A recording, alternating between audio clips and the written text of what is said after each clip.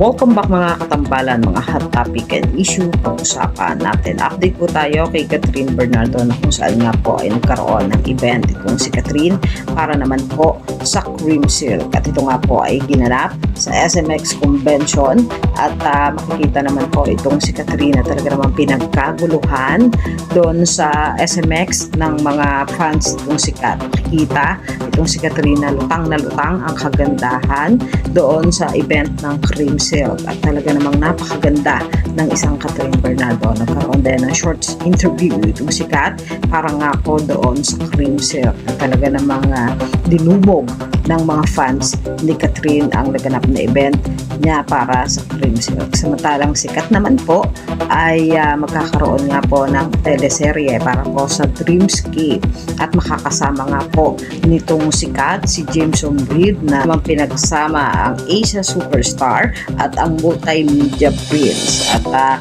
makikita nga yung ilang mga photos kung saan nga po ay nilabas na magkasama nga po itong sikat at si James Reid doon sa Dreamscape na magkakaroon nga po sila ng teleserye.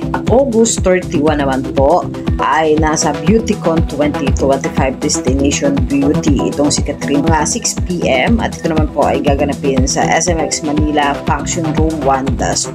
Makakasama nga po itong si Catherine para po sa BeautyCon 2025 Destination Beauty. Yan po yung mga update natin ngayon kay Kat, kayo mga katambalan. Ano ang masasabi nyo? Mag-comment lang sa comment section at pag-usapan natin. Yan ang mga hot topic and issue dito lamang sa Tambalang GK.